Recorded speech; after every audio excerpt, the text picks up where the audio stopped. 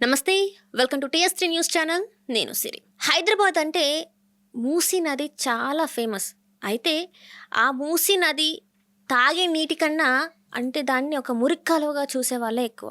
ఒకప్పుడు తాగేవాళ్ళం అని చెప్పేసి మాట్లాడేవాళ్ళు. అంటే గతంలో నిజాం కాలం నాటు ఆ టైంలో ఆ నీరుని తాగేవాళ్ళు. కానీ ఇప్పుడున్న కాలంలో చూసుకున్నట్టయితే మురికి నీళ్ళు, ఇంకా గట్టిగా చెప్పాలంటే డ్రైనేజ్ అన్నట్టు మాట్లాడుతున్నారు.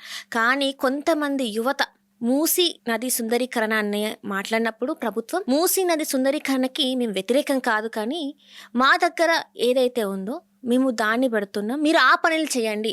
సుందరీకరణ పేరుతోని ఇక్కడ మీరు పేద ప్రజల ఇల్లులను కూలగొడుతున్నారు, అది కాదు సుందరీకరణ అని చెప్పేసి మాట్లాడుతున్నారు. అయితే ఇంతకీ వీళ్ళ ఎజెండా ఏంటి? అసలు మూసి సుందరీకరణ అని ప్రభుత్వం మాట్లాడుతుంటే వీళ్ళు ఎందుకు అది కాదు, వీళ్ళ మాటలు ఏంటి, వీళ్ళ స్టాండ్ ఏంటి అసలు మూసీ నది మీద అనేది తెలుసుకునే ప్రయత్నం అయితే చేద్దాం. సో ఈరోజు మన ఇంటర్వ్యూలో రుచిత్, ఆశా కమల్ మనం టీవీలలో చూస్తూనే ఉన్నాం, యూట్యూబ్లో చూస్తూనే ఉన్నాం. ఎంత గట్టి వాయిస్ అంటే తనని ఇంకొక జూనియర్ జార్జ్ రెడ్డి అని కూడా చాలా మంది మాట్లాడినరు. సో తనని లేట్ చేయకుండా మన ఇంటర్వ్యూలోకి అయితే వెల్కమ్ చేద్దాం. హాయ్ అండి, హాయ్, ఎట్లున్నావు? I'm good. గుడ్, నార్మల్ అంతేనా? అంటే మూసీ నది పేరుకి నది, కానీ ఆ నీళ్ళని మనం తాగలేము, చేయలేము. చాలా ఎట్లా అంటే నేను సీఎం రేవంత్ రెడ్డి గారు చెప్పినట్టు అన్ని నదుల పేర్లు పెడతారు అమ్మాయిలకి, అబ్బాయిలు కూడా కొన్ని కొన్ని పేర్లు పెడుతూ ఉంటారు. వేరేజ్ మూసీ అనేసరికి తాగునీరైనా కూడా ఎవరు మూసీ నది మూసీ అని చెప్పేసి పేరు పెట్టారు అని చెప్పేసి రేవంత్ రెడ్డి గారు ప్రస్తావించడం జరిగింది. అండ్ మీరు కూడా ఏంటంటే ఈ మూసీ నది సుందరీకరణ గురించి చాలా అంటే చాలా మాట్లాడుతున్నారు, అక్కడికి వెళ్ళి వాళ్ళతో ఫైట్ చేస్తున్నారు. మీరే కాకుండా మీ గ్రూప్ అంతా కూడా చేస్తున్నారు.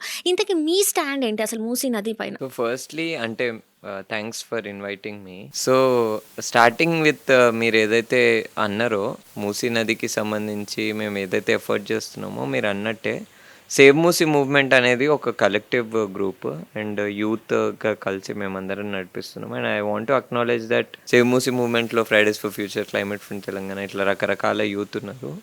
బికాజ్ ఐఎమ్ కొంత నేను వోకల్గా చాలా ఇయర్స్ నుంచి ఉన్నా కాబట్టి ఐఎమ్ గుడ్ ఎట్ ఆర్టికులేటింగ్ కాబట్టి I'm in front of the camera. Otherwise చాలా మంది యూత్ కలిసి పనిచేస్తున్నాము. దగ్గర దగ్గర 370 ఒక వాలంటీర్స్ అప్లికేషన్స్ ఉన్నాయి మా దగ్గర. 371 మంది అంటే they showed interest to join us. Oh so అట్లా అదొకటి.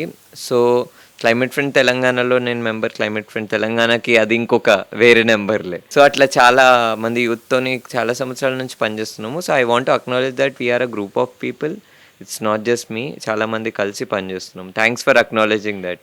థ్యాంక్స్ కాదు, ఇది మనకేంటంటే మనతోనే అయిపోదు, నెక్స్ట్ జనరేషన్ కూడా చూడాలి, ఆ నెక్స్ట్ జనరేషన్ కూడా చూడాలి. ఇట్లా మాట్లాడకుండా ఇది ఇక్కడ ఆగిపోవాలి. మూసీ అంటే తాగునీరు అనుకోవాలి జనాలు. ఇప్పటికీ ఏంటంటే ఎక్కడికి వెళ్ళినా కూడా, మనం వేరే స్టేట్స్ వెళ్ళినా కూడా ఏంటంటే మూసీ అంటే ఒక డ్రైనేజ్ లానే చూస్తున్నారు. సో మన ఏంటంటే మన రూట్స్ నుంచి ఫస్ట్ నుంచి వచ్చింది అది త్రాగునీరు. సో దాన్ని అలానే ఉంచాలని మీరు ఎంత కృషి చేస్తున్నారో మేము చూస్తున్నాం. కాబట్టి ఈరోజు మిమ్మల్ని ఇంటర్వ్యూకి పిలిచాం. యాక్చువల్గా ఏంటంటే ఇదే దాని మీద రేవంత్ రెడ్డి గారు కూడా చెప్పింది ఏంటంటే మేము మూసీ నది సుందరీకరణ చేస్తున్నాం అని అంటే దానికి మీరు కొంచెం వ్యతిరేకంగా ఉన్నారు. అంటే ఏంటి అసలు, ఎందుకు మీరు ఆ వ్యతిరేకతను చూపెడుతున్నారు? దానికంటే ముందు ఒక్కసారి మీ ప్రశ్నను అట్లనే హోల్డ్ చేసి, దానికంటే ముందు మీరు ఏదైతే మాట అన్నారో రేవంత్ రెడ్డి గారు ఆబ్వియస్లీ అన్నారు ఆ వేటివ్ న్యూస్ సమ్మిట్లో దట్ గంగా పేరు పెట్టుకుంటారు, యమున పేరు పెట్టుకుంటారు, ఇండస్ పేరు ఎవరు పెట్టుకున్నారో తెలియదు కానీ ఇంద్రావతి అని పెడతారేమో మరి. సో ఇంద్రావతి వేరే నది, అది వేరు. సో బేసికలీ మూసీ నది పేరు కూడా చాలా మంది పెట్టుకుంటారు. వాళ్ళలో ఒక ఎగ్జాంపులే పిట్టల శ్రీశైలం అన్న. ఆయన 1980 నుంచి 1970 నుంచి 80 నుంచి మూసీ నది మీద ఉద్యమం చేస్తూ వాళ్ళ ఒక ఫస్ట్ డాటర్ కి తెలంగాణ కోకిల అని పేరు పెట్టిండు. ఎందుకంటే ఆయన తెలంగాణ ఉద్యమంలో ఉండే కాబట్టి, ఆడ మొత్తం దబాయిస్తుండే కాబట్టి, ఆంధ్ర అదే డామినెన్స్ ఉండే కాబట్టి అటెండెన్స్ లో తెలంగాణ కోకిల అని రాపిస్తే ప్రతిరోజు తెలంగాణ కోకిల అని ఉండాలి. మస్తు అసలు క్లాస్ లో ఇట్లా పిలిస్తే ఇచ్చిపడిసినట్టే ఉంటది గట్టిగా. ఎందుకంటే ఆ మూమెంట్ లో అసలు తెలంగాణ అనే పదం అనడానికే మస్తు భయం వేసేది. ఎందుకంటే పోలీసుల నుంచే కావచ్చు, లేకపోతే స్కూళ్ళలో చూసుకున్నట్టయితే టీచర్స్ కూడా అట్లనే ఉండేటోళ్ళు. కానీ ఇప్పుడు ఆ టైంలో అట్లా ఉండుంటే వేరే ఉండేది. కాకపోతే ఇప్పుడు కాబట్టి ఇప్పుడు ఆబ్వియస్లీ మనం ఎంతైనా కూడా మన ప్రైడ్ అని చెప్పేసి తెలంగాణని చూస్తూ ఉన్నాం. సో ఏదైనా కూడా తెలంగాణ అంటే చాలా ఉన్నాయి. ముఖ్యంగా చూసుకుంటే అయితే మూసి. ఇప్పుడు మీరన్నట్టు అంటే రేవంత్ రెడ్డి గారు కొంత అవగాహన లేకుండా మాట్లాడిందంటారా మరి? అవును. ఎందుకంటే పిట్టల శ్రీశైలం అన్న his first daughter is Telangana Kokila and other daughter he named as Muchukunda. Musi అని పెట్టిండు పేరు. So basically Pittala Musi her name is and she is in touch. అంటే పిట్టల శ్రీశైలం అన్న is an inspiration for us. ఆయనే కానీ లేకపోతే Jeevan sir human rights forum, Jeevan sir, Syed Bilal bhai human rights forum నుంచి వీళ్ళందరూ ఇప్పుడు సరే మూసి గురించి మేము ఏదైనా నిరసనలు ఉద్యమాలు చేస్తున్నాం, కానీ మేము పుట్టక ముందు నుంచే ఉద్యమాలు జరుగుతున్నాయి మూసి మీద. చంద్రబాబు నాయుడుకి వ్యతిరేకంగా, దానికంటే ముందున్న కాంగ్రెస్ పార్టీకి వ్యతిరేకంగా. ఎందుకంటే అప్పుడు అంటే మీకు కొంచెం హిస్టరీ కూడా చెప్పాలి మూసి పొల్యూషన్ కి సంబంధించి. 1970s ఆ టైంలో ఏం జరిగిందంటే, అంటే 1970s ఆ టైంలో ఎవ్రీథింగ్ వాజ్ గుడ్. అంటే మూసి నది 1970s కల్లా ఇట్ వాజ్ అంటే కొంత బెటర్ కండిషన్లోనే ఉండే. 1980sకి వచ్చేసరికి ఏవైతే మూసీ నదిలో ఏదైతే నీళ్లు ప్రవహిస్తున్నాయో, ఇవన్నీ నేను మాట్లాడేవన్నీ మేము గతంలో రీసెంట్గానే ఒక వర్క్షాప్ చేసినాము. దానిలో మూసీ నదికి సంబంధించిన ఎక్స్పర్ట్స్ ఎవరైతే ఉన్నారో, అంటే అప్పుడు ఉద్యమం చేసిన వాళ్ళు, ఇక్కడ ఎవరైతే బాధితులు ఉన్నారో మూసీ నది కాలుష్యం వల్ల, అట్లా రకరకాల ఫీల్డ్స్ నుంచి వాళ్ళందరినీ ఒక ప్లాట్ఫామ్లో చేసి ఒక వర్క్షాప్ కండక్ట్ చేసినాం. ఒక డే మొత్తం మా వాలంటీర్స్ అందరికి. దాంట్లో నుంచి మేము నేర్చుకున్న అంశాలు, మేము నోటీస్ చేసిన అంశాలనే నేను మెన్షన్ చేస్తున్నా.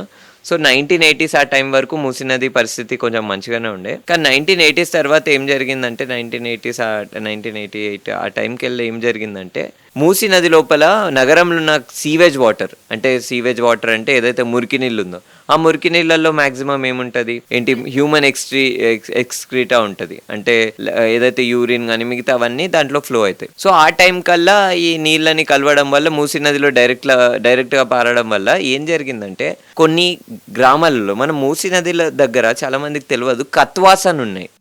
నాకు కూడా చాలా రీసెంట్ గా జరిగింది. కత్వాస్ అంటే ఏంటంటే, ఫర్ ఎగ్జాంపుల్ మూసీ నది ఫ్లో అవుతుంటే దాని మధ్యలో కొంత హైట్ లో ఒక చెక్ డ్యామ్ లాంటిది కడతారు, హెయిర్స్ అని అంటారు. ఆ హెయిర్ ఏమవుతుంది అంటే వాటర్ ఓవర్ఫ్లో అవుతుంది. హెయిర్స్ అని ఇట్లా పెద్ద చెక్ డ్యామ్ కడతారు. చెక్ డ్యామ్ హెయిర్, అది చెక్ డ్యామ్ వేరు, హెయిర్ వేరు. ఇది ఇట్లా వాటర్ ఓవర్ఫ్లో జరిగిన దాని తర్వాత సైడ్ కి చిన్న కాలువలు ఉంటాయి. అంటే ఓవర్ఫ్లో అయిన వాటర్ అంతా కాలువల లోపలికి వెళ్ళిపోతుంది, మెయిన్ స్ట్రీమ్ అంతా నడుస్తూ ఉంటుంది.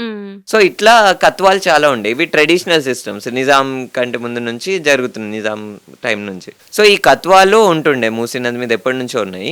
అట్లా గ్రామాలకి నీళ్ళు వెళ్తాయి. సో ఈ 1988 ఆ టైంలో ఏం జరిగిందంటే, ఏవైతే నీళ్లు ఉన్నాయో, మూసీ నది లోపల నీళ్ళు వస్తున్నాయో, అవి హైదరాబాద్ ఉన్న నగరంలో ఉన్న మురికి నీళ్ళన్నీ కలిసిపోయినాయి. కాబట్టి ఆ సీవేజ్ వాటర్ మొత్తం కలిసి నీళ్ళన్నీ పారడం వల్ల కొంత ప్లేసెస్ లో ఏం జరిగిందంటే ఫర్టిలిటీ పెరిగింది. ఎందుకంటే ఇది హ్యూమన్ ఎక్స్ట్రీటా కదా, అంటే బయోలాజికల్ కంటెంట్ ఎక్కువ ఉంది. కాబట్టి వాళ్ళు ఏం చేసినారు, this is what they said, అంటే ఎక్స్పర్ట్స్ వాళ్ళు, మిగతా వాళ్ళు చెప్పింది దాని ప్రకారము అక్కడ ఉన్న రైతులు అందరూకి మంచి పంట వచ్చింది. కాబట్టి కొన్ని గ్రామాలలో వాళ్ళే స్వతహాగా డబ్బులు పెట్టుకొని కత్వాలు నిర్మించుకున్నారు వాళ్ళ గ్రామాలలో. రీసెంట్ గా 1988 ఆ టైంలో కట్టుకున్న దాని తర్వాత ఒక కొద్ది సంవత్సరాలు, ఒక 2-3 సంవత్సరాలు అట్లనే నడిచింది. కానీ నెక్స్ట్ 2-3 years కి ఏం జరిగిందంటే, ఇంట్రడక్షన్ ఆఫ్ కెమికల్స్. అంటే మన లైఫ్ స్టైల్లో కెమికల్స్ రావడము. రెండో అంశం ఏంటంటే పటాన్చెరు బల్క్ ఇండస్ట్రీస్ ఏవైతున్నాయో, ఆ బల్క్ ఇండస్ట్రీస్ ఏవైతున్నాయో అవన్నిటి నుంచి వచ్చే కెమికల్స్ మొత్తము, వ్యర్థాలన్నీ ఇందులో కలపడం వల్ల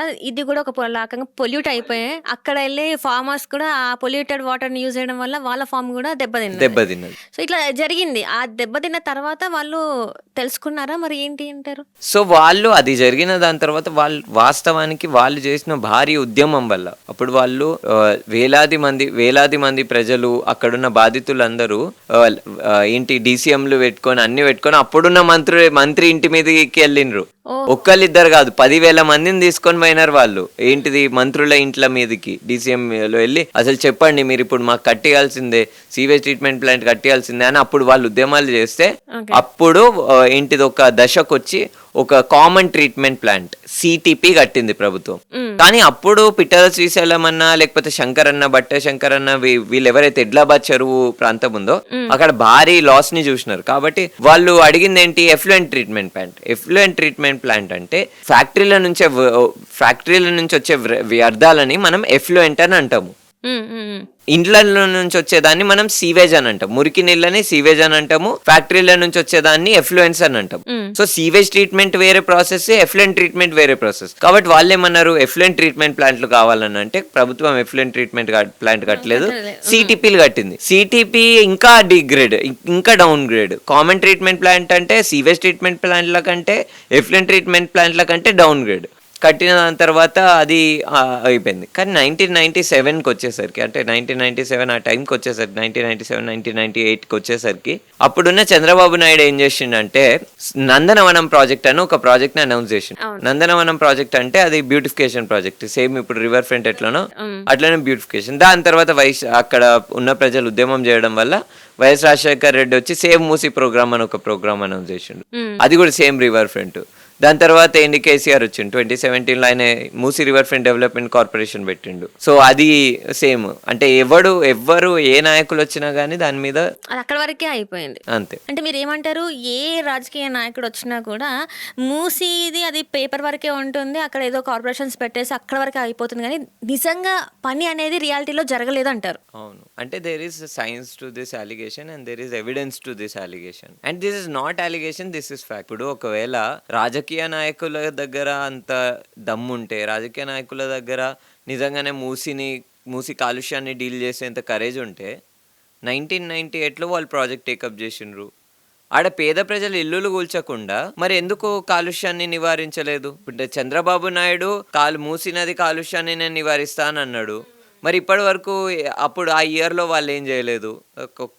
సిటిపిలు పెట్టిరు, కామన్ ట్రీట్మెంట్. తర్వాత రాజశేఖర్ రెడ్డి కూడా కొన్ని పెట్టిండు. మరి అయినా కానీ ఇప్పుడు వరకు ఎందుకు కాలుష్యం డీల్ కాలేదు? Chandrababu Naidu has failed to address the problem. YS Rajasekhar Reddy he failed, Kiran Kumar Reddy, and after that Rosaiah, Kiran Kumar Reddy, and after that KCR, and now Revanth Reddy.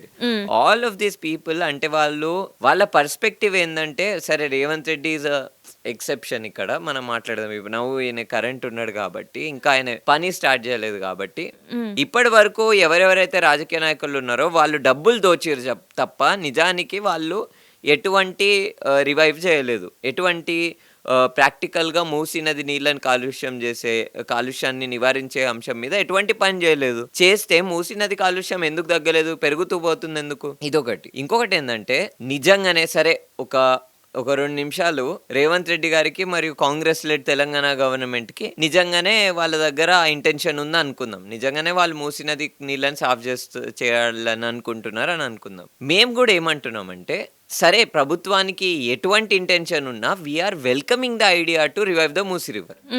Musi నది కాలుష్యాన్ని డీల్ చేస్తుంది అని ప్రభుత్వం అని అంటే మేము ఖచ్చితంగా ఉన్నాము. ఖచ్చితంగా ఏంటి, మా దగ్గర ఉన్న ఈకాలజిస్ట్ ని పంపిస్తాం మేము. ఏంటి అవసరమైతే నేను కూడా వస్తా. అక్కడ బయోడైవర్సిటీ అసెస్మెంట్ కి కానీ, లేకపోతే మిగతా విషయాలకు కానీ, సైంటిఫిక్ ఆస్పెక్ట్స్ కి కానీ I will volunteer to help in that aspects. కానీ మేము ప్రభుత్వము రిజువినేషన్ మరియు మూసీ నది కాలుష్యం గురించి ఎన్నిసార్లు ప్రస్తావించినా గానీ లాస్ట్ కి మేము దేన్ని రిలై కావాలి? పేపర్ ని రిలై కావాలి. వాళ్ళు ఏం చెప్తున్నారు పేపర్ లో? బ్యానర్ లో వాళ్ళు రాస్తున్నారు రిజువినేషన్, వాటర్ రిస్టోరేషన్, ఇవన్నీ రాస్తున్నారు. కానీ నిజంగా వాళ్ళు పేపర్లు ఏం చెప్తున్నాయి అని మేము పరిశీలిస్తే మాకు తెలిసిన విషయం ఏంటంటే, ఇప్పుడు రీసెంట్ గా కొద్ది రోజుల కిందట ఒక ప్రెజెంటేషన్ చేసిరు వాళ్ళు, తాజ్ హోటల్లోనో దేంట్లోనో చేసిరు వాళ్ళు. ఫస్ట్ అంటే ఇది ఎంత స్టూపిడ్ ఎప్పురి, తెలంగాణలో కొద్ది నెలల కిందటనే గురుకుల పాఠశాలల్లో ఎంతమంది చిన్నపిల్లలు చనిపోయినారు. అట్లాంటిది ఏంటిది, ఆహారం, ఫుడ్ అడల్ట్రేషన్ వల్ల. అంటే సరిగా అడల్ట్రేషన్ మొత్తం మంచి లేకుంటే ఫుడ్ ఖరాబ్ ఉండడం వల్ల చనిపోయినారు గురుకుల పాఠశాలల్లో, ప్రభుత్వ పాఠశాలల్లో. అటువంటిది మీరు ఏ విధంగా ఉండాలి అంటే, ఒక ప్రభుత్వం దగ్గర డబ్బులు లేవు, చెప్పులు అమ్ముతా, కిడ్నీ ఇచ్చినా, ఏమిచ్చినా పైసలు లేవు అని అనే నాయకుడు, లేకపోతే అట్లా చెప్పే ప్రభుత్వం ఏం చేయాలి? నేను ఇప్పటికీ సజెస్ట్ చేస్తున్నా, ఈ తాజ్ హోటల్లో సమ్మిట్ పెట్టుడు, తాజ్ హోటల్లో మీటింగ్ పెట్టుడు కొంచెం బంద్ చేయాలి. ఎందుకంటే Telangana is not in a condition to spend money lavishly on big hotels and doing lavish presentations and everything. నిజంగా రేవంత్ రెడ్డి గారికి, లేకపోతే మిగతా ప్రభుత్వ అధికారులకు నేను చెప్తున్నా, మీరు ఏదైతే పీపీటీ పెట్టాలనుకుంటారో, ఏదైతే డిపిఆర్ రిలీజ్, ఏ ప్రోగ్రామ్ చేయాలన్నా మూసీకి సంబంధించి బస్తీలలో చేరురి, లేకపోతే మిగతా ప్లేసెస్లలో చేయండి. అంత లావిష్ డబ్బులు ఎందుకు స్పెండ్ చేస్తున్నారు? సరే అది పక్కన పెడితే, వాళ్ళు తాజ్ కృష్ణ హోటల్లోనో దేంట్లోనో 5 స్టార్ హోటల్లో పీపీటీ పెట్టిండ్రు. ఆ పీపీటీలో వాళ్ళు పెట్టిన అంశాలు ఏంటంటే మేము మిగతా పేపర్లు ఏమైనా దొరుకుతాయేమో అని ట్రై చేసినాము వెతకడానికి, ఏది దొరకలేదు. అదొక్కటే, ఆ పీపీటీ ఒక్కటే దొరికింది. కాబట్టి దాని ఆధారంగానే నేను కొన్ని అంశాలని ఇప్పుడు లేవనెత్తాలనుకుంటున్నా. సో బేసికలీ ఆ రోజు ప్రెజెంటేషన్ ఇచ్చినప్పుడు ఒక స్లైడ్లో మనకి ఈ 2 ఇమేజెస్ కనిపిస్తాయి. ఒక స్లైడ్ అంటే ఫస్ట్ ఒక స్లైడ్లో ఇది కనిపిస్తుంది, దాని తర్వాత స్లైడ్లో మీకు ఈ ఇమేజ్ కనిపిస్తుంది. సో పైన ఇమేజ్ ఏంటంటే రేపు ప్రాజెక్ట్ జరిగిన దాని తర్వాత ఎట్లా నది కనిపించబోతుంది అనేది పైన ఇమేజ్ కనిపిస్తుంది. కింద ఇమేజ్ నెక్స్ట్ స్లైడ్లో కనిపిస్తుంది. ఇదేంటంటే ఎగ్జిస్టింగ్ రివర్ బెడ్ గ్రేడింగ్, అంటే ఇది ప్రస్తుతం ఉన్న నది పరిస్థితి. అంటే ప్రస్తుతంగా నది ఎట్లుంది, రేపు నదిలో రిజువనేషన్ జరిగితే ఎట్లా ఉండబోతుంది, ఇవి రెండింటిని వాళ్ళు పెట్టిండ్రు. కాబట్టి నేను ఆ రెండింటిని అనలైజ్ చేసినాం, మేము మా టీం సభ్యులము అనలైజ్ చేసి ఒక పేపర్ని తయారు చేసినాము. నేను దాన్నే మీకు గో త్రూ చేస్తా. ఓకే. సో పాయింట్ నెంబర్ 1 ఏంటంటే మూసీ నది లాంటి ఒక బ్యూటిఫుల్ రివర్ని, సరే కాలుష్యం ఒక ఆస్పెక్ట్, దాని గురించి మాట్లాడదాము, లేకపోతే లెట్స్ బిగిన్ విత్ పొల్యూషన్. ప్రభుత్వము ఈ పేపర్ల ప్రకారము, ఈ ఇమేజ్ ప్రకారము ప్రభుత్వం బిల్డ్ చేస్తుంది ఒక river front. According to the image that the government of Telangana showed and presented in Taj hotel or somewhere last month, they are going to build a river front project. So వాళ్ళు river front project అని వాళ్ళు clear గా వాళ్ళ పీపీటీలో చెప్పినారు. కాబట్టి ఇది ఒక్కటే కాకుండా my source is not just this. అదే రోజు వాళ్ళు ఇంకొక 5 ప్రాజెక్టులని ప్రెజెంట్ చేసినారు. ఏమని అన్నారంటే ఈ 5 ప్రాజెక్టులు మాకు ఇన్స్పిరేషన్, మాకు స్ఫూర్తి, అంటే మేము ఈ ప్రాజెక్టుల లెక్క మార్చుదాం అనుకుంటున్నాం మూసీ నదిని. దాంట్లో 5 ప్రాజెక్టులు ఉన్నాయి. జపాన్లో కొరియాలో ఒక నది ఉంది, దుబాయ్లో ఒక నది ఉంది, దుబాయ్ వాటర్ రివర్ ఫ్రంట్, లండన్లో ఉన్న థేమ్స్ నది ఉంది, దాంట్లో సబర్మతి రివర్ ఫ్రంట్ కూడా ఉంది. అందరు చెప్పాలని అనుకుంటున్నా, Sabarmati is a river in Gujarat. అంటే గుజరాత్లో అహ్మదాబాద్లో, అంటే క్యాపిటల్ సిటీలో ఉన్న రివర్ సబర్మతి నది అనేది. ఆ నది మీద 2005లో ఒక ప్రాజెక్ట్ స్టార్ట్ అయింది, 2005లో. ఆ ప్రాజెక్ట్ పేరు సబర్మతి రివర్ ఫ్రంట్ ప్రాజెక్ట్. ఇది స్టార్ట్ చేసింది ఎవరు? నరేంద్ర మోదీ గవర్నమెంట్, బీజేపీ ప్రభుత్వం. ఆడ 2005లో ఈ ప్రాజెక్ట్ స్టార్ట్ చేసారు. 2005లో రివర్ ఫ్రంట్ ప్రాజెక్ట్ని బీజేపీ గవర్నమెంట్ స్టార్ట్ చేసింది గుజరాత్లో. ఆ ప్రాజెక్టు 2013-14 సంవత్సరానికి ఇనాగరేట్ అయింది. అప్పుడు ఎవరు వచ్చారు ఆ ఇనాగరేషన్కి? చైనాలో ఉన్న అక్కడున్న ప్రెసిడెంట్ వచ్చి ఉయ్యాల ఊగిండు నరేంద్ర మోదీ తోటి. ఆ వీడియోలు కూడా మీకు క్లియర్గా కనిపిస్తాయి. ఉయ్యాల ఊగిండు, కానీ అక్కడున్న సబర్మతి నది కాలుష్యం గురించి వాసన రాలేదేమో ఆ టైంకి. ఇప్పుడు నేను చెప్తా. సో బేసికల్ అది అయిపోయింది కదా, 2013-14 టైం కల్లా ఇనాగరేట్ అయింది సబర్మతి రివర్ ఫ్రంట్ ప్రాజెక్ట్. ఇప్పుడు లేటెస్ట్ 2023లో జరిగిన central pollution control board report ప్రకారము, సెంట్రల్ పొల్యూషన్ కంట్రోల్ బోర్డ్ అంటే ప్రతి రాష్ట్రానికి, దేశం మొత్తానికి కాలుష్యం, ఏవైతే ఇండస్ట్రీలు కాలుష్యం విదజల్లుతున్నాయో, లేకపోతే ఏవైతే సోర్సెస్ నుంచి కాలుష్యం వస్తుందో వాటిని అరికట్టడం కోసం భోపాల్ గ్యాస్ ట్రాజెడీ తర్వాత, భోపాల్లో గ్యాస్ లీకేజ్ జరిగిన దాని తర్వాత ఒక సపరేట్ బాడీ నియమితమైంది. దాని ఆధీనంగానే సెంట్రల్ పొల్యూషన్ కంట్రోల్ బోర్డు నియమితమైంది. ఇది కేంద్ర ప్రభుత్వం కింద పనిచేస్తుంది. కేంద్రంలో ఉన్నది బీజేపీ ప్రభుత్వం. 2023లో విడుదలైన రిపోర్ట్ ప్రకారము భారతదేశంలోనే అత్యంత కాలుష్యమైన నది లిస్టుని మనం తీస్తే 2వ స్థానంలో సబర్మతి నది ఉంది. అంటే రివర్ ఫ్రంట్ కట్టడం స్టార్ట్ అయింది 2005లో, రివర్ ఫ్రంట్ ఇనాగరేట్ అయింది 2014లో. ఇప్పుడు మనం 2023లో ఉన్న రిపోర్ట్ గురించి మాట్లాడుతున్నాము. ఏంటి, ఏ పొజిషన్లో ఉంది? India's second most polluted river, అంటే భారతదేశంలోనే అత్యంత కాలుష్యమైన నది లిస్టులో సెకండ్ పొజిషన్లో ఉంది. మరి ఇట్లాంటి చెత్త మోడల్ని, అంటే రివర్ ఫ్రంట్ వల్ల నీళ్లు సాఫ్ కావు, అది మనకు సబర్మతిలో కనిపించింది, మిగతా నదులలో కనిపించింది. మరి అట్లాంటి ఒక చెత్త ఫెయిల్యూర్ మోడల్ని తెలంగాణకు తీసుకొస్తామని అంటే 5,000 కోట్లు ఖర్చు పెడతామంటే ఎందుకు వ్యతిరేకించాం? ఎందుకు ఒక ఆల్టర్నేటివ్ని డిమాండ్ చేయం? ఎందుకు వాళ్ళకి లెటర్లు రాయం? ఎందుకు మేము మా ప్రభుత్వానికి మేము ఎందుకు నిరసన పెట్టాము? మేము ఎందుకు ఒక ఆల్టర్నేటివ్ని డిమాండ్ చేయము? ఒక వేస్ట్, అంటే మేము ఏమంటున్నామంటే ప్రభుత్వం వాళ్ళు పడుకున్నారో ఏం చేస్తున్నారో అది తెలియదు, కానీ వాళ్ళకి ఈ బేసిక్ విషయం తెలియట్లేదు. సబర్మతి భారతదేశంలో అత్యంత కాలుష్యమైన నది. దాన్ని మీరు పీపీటీ వేసి బంగారం ఫ్రేమింగ్ వేసి అది మాకు ఇన్స్పిరేషన్ అంటే ఎట్లా నడుస్తుంది? అంటే ఇంత జరుగుతున్నా సెకండ్ ప్లేస్లో ఉన్నా అని మీలాంటి అంటే రాజకీయాలు లేరు, మీరు ఒక స్టూడెంట్, మీరే ఇంతగానం దాని వెనకాల ఎంత రీసెర్చ్ చేసి చేసుకున్నారు. గవర్నమెంట్లో రాజకీయ నాయకులకి ఇట్లాంటివి ఇంకా చాలా ఈజీగా తెలియాలి. సో వాళ్ళు అవగాహన లేకుండా ఇట్లాంటివి ప్రజల మీద రుద్దుతున్నారంటే ఇది అంటే ప్రజల ఆరోగ్యాలు లేకపోతే ప్రజల గురించి ఆలోచన అనేది లేదు వీళ్ళకి, అంతే అనుకోవచ్చా మరి? మరి ఏముందో తెలియదు. నేనైతే ఒక క్లియర్ కమెంట్ అయితే ఇవ్వగలుగుతా. 30 సంవత్సరాల నుంచి ఏడబండుకుంది కాంగ్రెస్ ప్రభుత్వము. 30 సంవత్సరాల కింద కూడా ఏంటి కాంగ్రెస్ పార్టీ ఉండే కదా.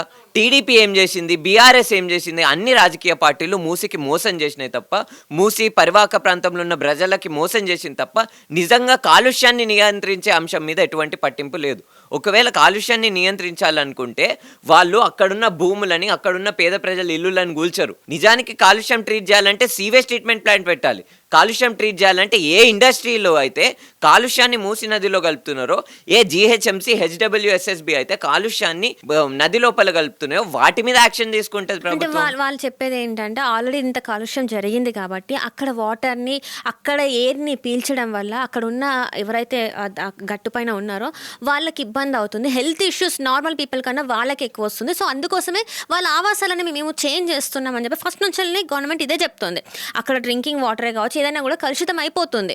ఎంతసేపు అదే మాట్లాడుతున్నారు కానీ ఈ వాటర్ ఏదైతే ఫ్లో ఉందో దాని గురించి, క్లీన్ గురించి మాట్లాడలేదు. వాళ్ళ ఇల్లు తీసేయాలి, అక్కడ నుంచి వాళ్ళని చేంజ్ చేయించాలి, ఇదే మాట్లాడుతున్నారు. మరి ఇదేమంటారు, అది కరెక్ట్ కాదంటారా? మరి మేము అరే బరాబర్. ఇప్పుడు నేనేమంటున్నా అంటే ప్రభుత్వము రేపు ఒక పేపర్ విడుదల చేసిందనుకో, ఆ పేపర్లో నిజంగా వైజ్ఞానం ప్రకారము మరియు సైన్స్ ప్రకారము వాళ్ళ డిపిఆర్ ప్రకారము లేకపోతే వాళ్ళది ఏదైతే పేపర్ రిలీజ్ చేస్తారో దాని ప్రకారం కనుక నిజంగా మూసీ నది కాలుష్యం అరికట్టితే అప్పుడు ఐఎమ్ విత్ ద గవర్నమెంట్. కానీ వాళ్ళు ఏదో బోగస్ మాటలు మాట్లాడుకుంటా అట్టర్ ఫ్లాప్ ప్రాజెక్టులను తీసుకొచ్చి తెలంగాణ కంటగడతామంటే నడవదు భయ్. బీఆర్ఎస్ పార్టీ, నేను ఏంటి ఈ అంశం గురించి మాట్లాడుతుంటే బీఆర్ఎస్ పార్టీ నాకు పే చేసిందని అప్పుడెప్పుడో గతంలో ఒక ఎమ్మెల్సీ అన్నాడు నా మీద. ఏంటిది ఒక ఎమ్మెల్సీ ఎవరైతే సస్పెండ్ అయినో కాంగ్రెస్ పార్టీ నుంచి, ఆయన నన్ను ఏంటి బీఆర్ఎస్ ఏదో చేసిందని he was making some comments.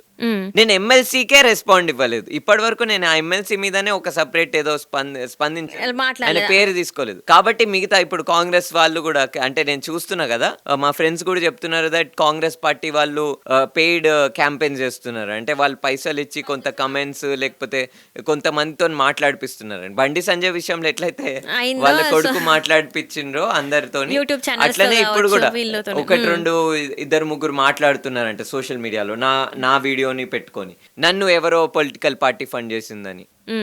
గతంలో BRS party GO111 government order 111ని తీసేసినప్పుడు దేశవ్యాప్తంగా నిరసనలు చేపించింది రుచితాషా కమల్, క్లైమేట్ ఫ్రంట్ తెలంగాణ.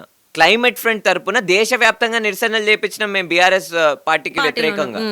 గతంలో బీఆర్ఎస్ పార్టీ నాయకుడు కేసీఆర్ ఒక ప్రామిస్ చేసిండు ఏమని, ఒక పెద్ద వాగ్దానం చేసిండు ఏమని, అదేంది హుస్సేన్ సాగర్ నీళ్ళని కొబ్బరి నీళ్ళు లెక్క చేస్తా అని. ఆ కొబ్బరి నీళ్లు వచ్చి తాగుదుదా అని ఎలక్షన్కి ఒక నెల ముందు, రాష్ట్రంలో ఎన్నికలు జరుగుతుంటే ఒక నెల ముందు నేను అక్కడికి వెళ్ళి ఆ కాలుష్యం నీళ్ళని కొబ్బరి నీళ్ళని చేసినావు కదా, వచ్చి తాగుదుదా అని హరీష్ రావుకి మిగతా ఎవరైతే బీఆర్ఎస్ నాయకులు ఉన్నారో వాళ్ళకి ఛాలెంజ్ చేసింది నేను.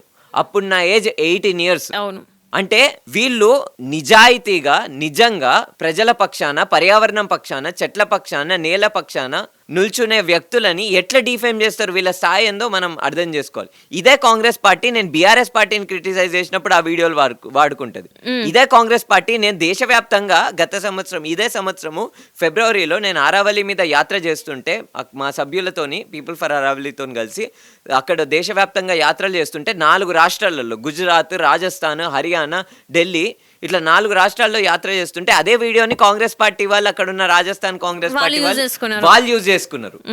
అంటే రాజకీయంగా ఎట్లా కావాలంటే అట్లా రుచిత్ని యూజ్ చేసుకోవచ్చు, లేకపోతే క్లైమేట్ ఫ్రంట్ తెలంగాణలో ఉన్న మిగతా సభ్యులు ఏదైతే పనిచేస్తున్నారో దాన్ని యూజ్ చేసుకోవచ్చు అని వాళ్ళు ప్రయత్నం చేస్తే దాన్ని నేను వ్యతిరేకిస్తా కదా. ఖచ్చితంగా చేస్తారు, ఎందుకంటే మీరు పార్టీలకు పనిచేస్తలేరు. ఏదైతే ప్రజలకు కావాలో లేకపోతే వాతావరణంకి ఏదైతే కరెక్ట్గా ఉంటుందో మీరు దాని గురించి మాట్లాడుతున్నారు. కాబట్టి ఇక్కడ మీరు పార్టీకి ఎక్కడ చేసిండ్రు, ఎక్కడి నుంచి తీసుకున్నారు అంటే నిజంగా అట్లాంటివి ఏమైనా మీకు వచ్చినాయా కాల్స్, మేము ఇంత మీకు ఫండింగ్ చేస్తాము అని చెప్పేసి ఎవరైనా మాట్లాడారా? ఎందుకు అంటే అది ఏ పార్టీ వాళ్ళు నా దగ్గరికి అంటే చాలా మంది వస్తారు, బీఆర్ఎస్ పార్టీ అయినా అయి ఉండొచ్చు, కాంగ్రెస్ అయినా అయి ఉండొచ్చు, మిగతా బీజేపీ అయినా అయి ఉండొచ్చు. అన్ని పార్టీల నుంచి నాకు కంటిన్యూస్గా కన్వర్జేషన్ ఉంటుంది. ఇప్పుడు కాంగ్రెస్ పార్టీ ఉంది, కాంగ్రెస్ పార్టీ ప్రభుత్వంలో ఉంది తెలంగాణ రాష్ట్రంలో.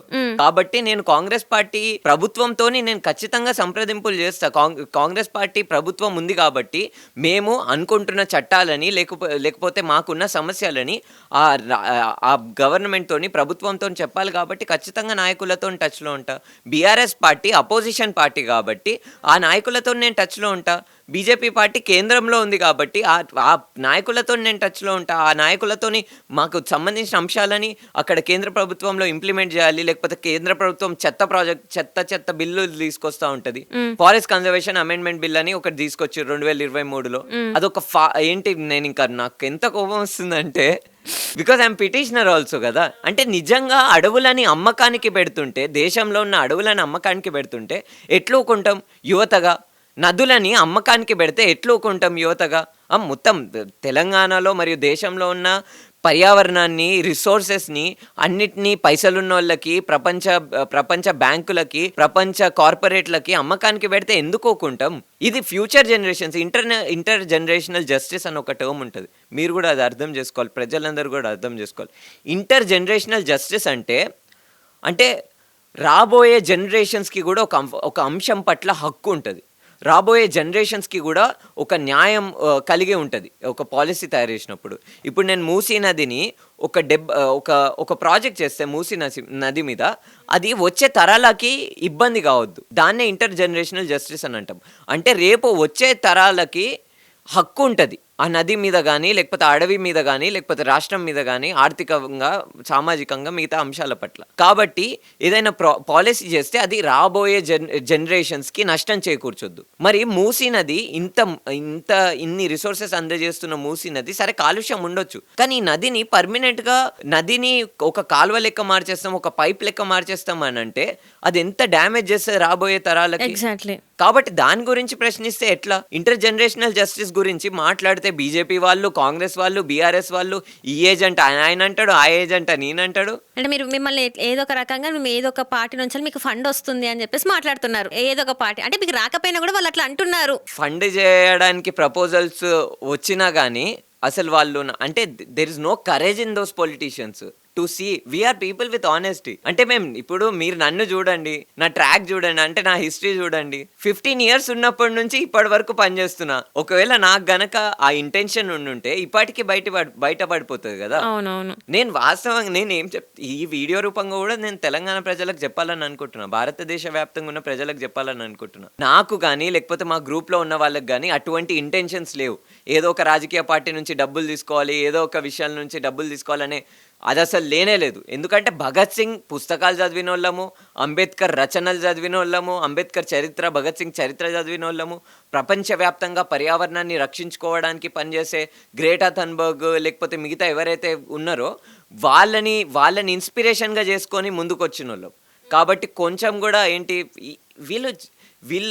వీళ్ళ రాజకీయాలు చాలా చిన్నవి, మా రాజకీయాలు చాలా గొప్పవి. అంటే వీళ్ళవి ఎన్నికల రాజకీయాలు, మావి దానికంటే పెద్ద రాజకీయాలు. నెక్స్ట్ తరాల గురించి ఉన్న రాజకీయాలు, ఇది మీరు కరెక్ట్గా మాట్లాడాలంటే. ఎందుకంటే ఇప్పుడు చూసుకున్నట్టయితే ఈ కాలుష్యం అనేది ఓన్లీ పర్యావరణ రక్షించడం అంటే ఏదో అనుకోవడం కాదు. అసలు ప్రజలకి అర్థం కాని విషయం ఏంటంటే పర్యావరణం కరెక్ట్గా ఉంటే మన ఆరోగ్యాలు కరెక్ట్గా ఉంటాయి అని చెప్పేసి ఎవరు ఆలోచించట్లే.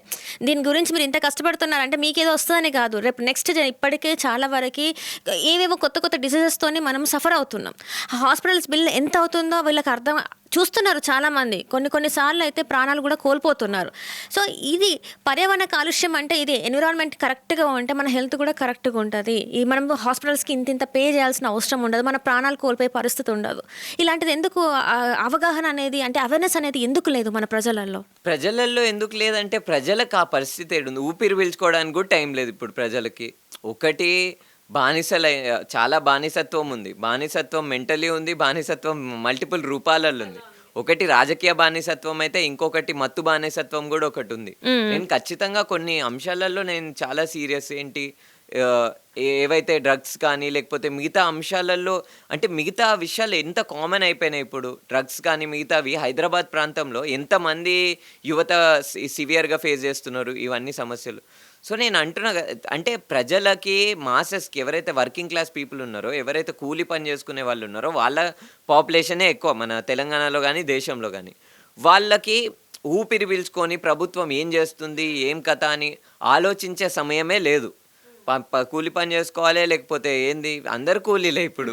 ఐటీ వాళ్ళు కూలీలే ఇప్పుడు, అందరు కూలినా కొడుకులను సార్ అని చెప్పేసి చాలా మంది మాట్లాడుతున్నారు. ఎందుకంటే ఒక చైర్లో కూర్చుంటే వాళ్ళ వర్క్ ప్రెషర్ ఎట్లా ఉంటుంది, ఆ స్ట్రెస్ ఎట్లా ఉంటుంది అంటే అసలు పక్కన ఏం జరుగుతుందో కూడా తెలియని పరిస్థితులలో ఇప్పుడున్న నేనైనా కావచ్చు, అది ఎవరైనా కావచ్చు, పక్కన కూడా ఏం జరుగుతుందో తెలియట్లేదు. ఎందుకంటే మన ఏంటంటే పైనుంచి ఉండే ప్రెషర్ అట్లా ఉంటుంది.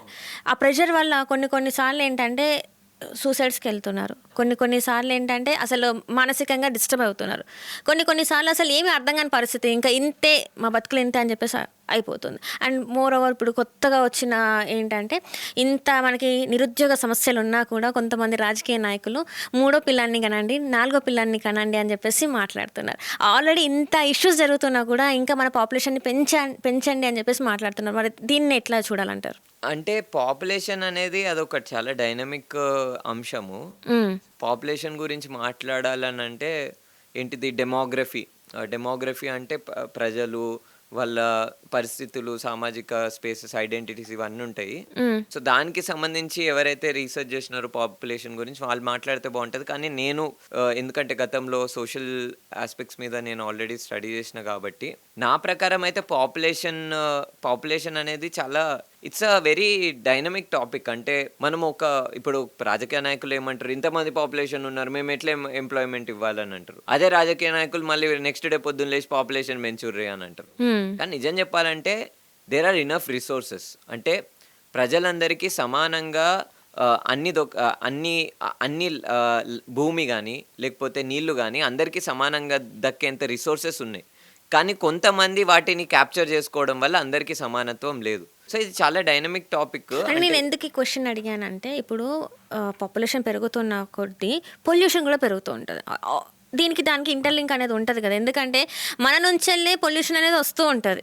అంటే ఎన్విరాన్మెంటల్గా అయినా కూడా మనము పాపులేషన్ పెరుగుతుంటే దీన్ని కొట్టేసి ఇప్పుడు ఏదైతే కేపీఆర్ పార్క్ దగ్గర జరుగుతుందో చెట్లను కొట్టేసి ఇల్లులు నిర్మిస్తున్నాం, మనం అక్కడ వచ్చేసి ఫ్లైఓవర్ నిర్మిస్తున్నాం అని చెప్పేసి చేస్తున్నారు. సో పాపులేషన్ పెరగకుండా ఉండుంటే ఇదంతా అయ్యేది కాదు కదా.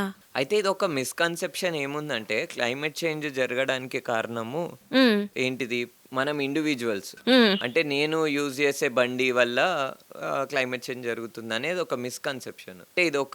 అంటే ఇది ఒక మిస్ డైరెక్షన్. సైన్స్ ఏం చెప్తుంది, ఫ్యాక్ట్స్ ఏం చెప్తున్నాయి అంటే ఇప్పుడు ఫర్ ఎగ్జాంపుల్ మన దేశంలో ఉన్న ఒక 123 బిలియనర్స్ అంటే 123 బిలియనర్స్ అంటే 123 కదా.